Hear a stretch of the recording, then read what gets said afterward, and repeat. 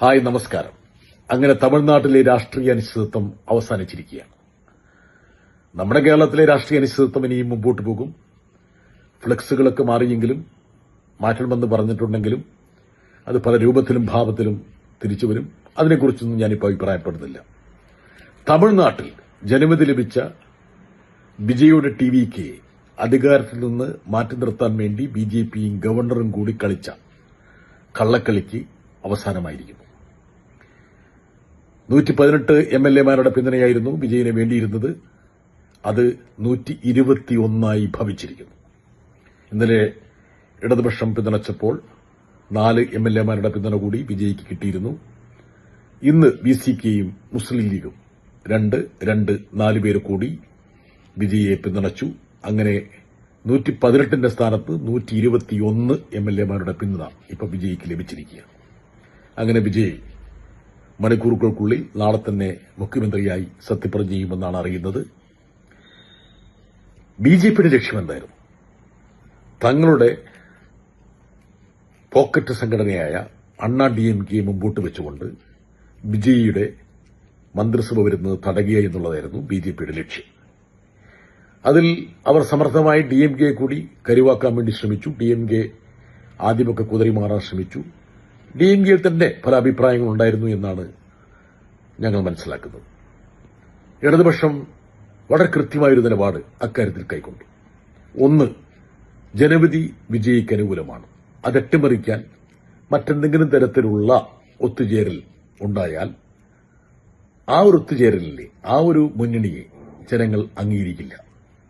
അത് അധാർമികമായിരിക്കും. 2, BJPക്ക് കയറി കളിക്കാൻ വേണ്ടിയുള്ള ഒരു രാഷ്ട്രീയ കളം തമിഴ്നാട്ടിൽ ഒരുങ്ങാൻ പാടില്ല. ഈ 2 കാര്യങ്ങളെ മുൻനിർത്തിയാണ് ഇടതുപക്ഷം നിരുപാധികമായ പിന്തുണ വിജയിക്ക് നൽകാൻ തീരുമാനിച്ചത്. അതല്ലാതെ എന്തെങ്കിലും അധികാര സ്ഥാനങ്ങളോ മന്ത്രിസ്ഥാനങ്ങളോ വിലപേശി മേടിച്ചുകൊണ്ടല്ല.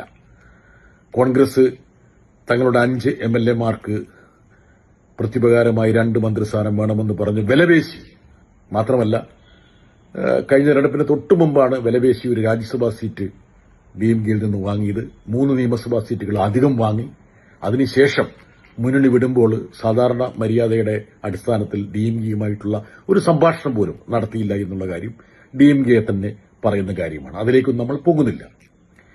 യഥാർത്ഥത്തിൽ BJPയുടെ ലക്ഷ്യമെന്തായിരുന്നു? തങ്ങളുടെ പോക്കറ്റ് സംഘടനയായ അണ്ണാ DMK, ADMK മുന്നിൽ വെച്ചുകൊണ്ട് അവിടെ ജനവിധിയെ അട്ടിമറിക്കുക എന്നുള്ളതായിരുന്നു. അതിനുവേണ്ടി പല കളികളും കളിച്ചു. ഇപ്പോൾ ഗവർണർ പറഞ്ഞൊരു കാര്യമുണ്ട്. സിംഗിൾ ലാർജസ്റ്റ് പാർട്ടി ആയിരിക്കാം വിജയുടെ ടിവിക്ക്, പക്ഷേ എന്റെ മുമ്പിൽ ഭൂരിപക്ഷം തെളിയിച്ചിരിക്കണം. എല്ലാ കാലഘട്ടങ്ങളിലും ഏറെക്കുറെ ഭൂരിപക്ഷത്തോട് അടുത്ത് നിൽക്കുന്ന ഒരു പാർട്ടിയെ ക്ഷണിക്കുക എന്നുള്ളതാണ് ഇന്ത്യയിൽ നിലനിന്നിരുന്ന കീഴ്വഴക്കം. ഇനി ഒരുപക്ഷെ പ്രേക്ഷകർക്ക് മനസ്സിലാക്കാൻ വേണ്ടി ഒരു കാര്യം പറയാം.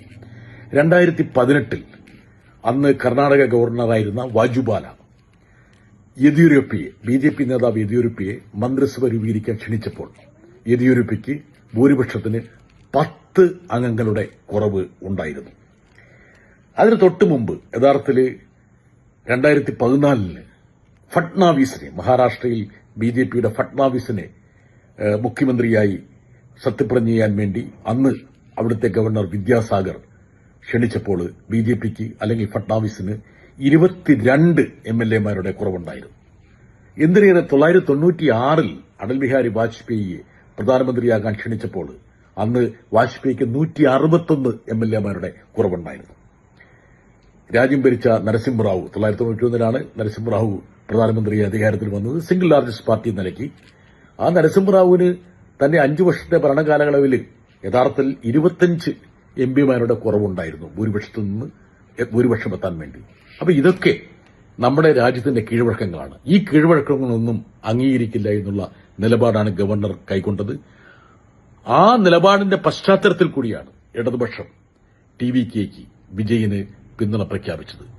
ആ പിന്തുണയിൽ ഒരു തരത്തിലുള്ള ഒരു രാഷ്ട്രീയ വിലപേശലിന്റെ തലം ഉണ്ടാകുന്നില്ല എന്നുള്ള കാര്യം ഇടതുപക്ഷം പരസ്യമായി വ്യക്തമാക്കിയിട്ടുണ്ട്.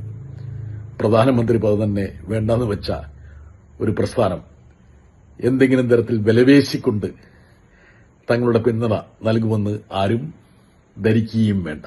എന്തായാലും തമിഴ്നാട്ടിലെ അനിശ്ചിതത്വം നീങ്ങി, ഇനി കേരളത്തിലെ അനിശ്ചിതത്വം കൂടി നീങ്ങട്ടെ എന്ന് നമുക്ക് ആശിക്കാം, പ്രത്യാശിക്കാം.